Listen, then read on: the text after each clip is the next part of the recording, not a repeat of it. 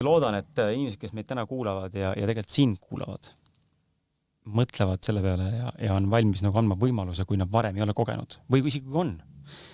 Sina nende elu täna ja võib-olla mõtteviisi ja emotsioone kõnetad, et annad võimaluse tulla ja vaadata, mida sa teed ja kuidas sa tegelikult teed ja anda võimalus. Sest mind on coach'ide elus kõige rohkem nagu aidanud ja muutnud.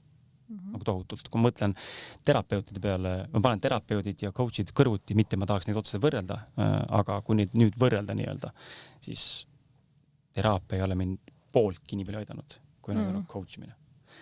Ja võib-olla see on lihtsalt minu isiklik kogemus olnud. Kindlasti on neid, kes ütlevad, et teraapia on neid tohutult palju aidanud, mis iganes põhjuste, kellel ongi võib-olla mingid traumad, eks ole, või mingisugused muud probleemid, aga coach on aidanud just elus nagu päris palju lahti mõtestada ja edasi minna ja teha mingid samme ja aru saada sellest, et kuhu liikuda ja kuhu mitte liikuda ja iga kord, kui mul tekib enda mingi toppamine, siis ma mõtlen kohe, et nii,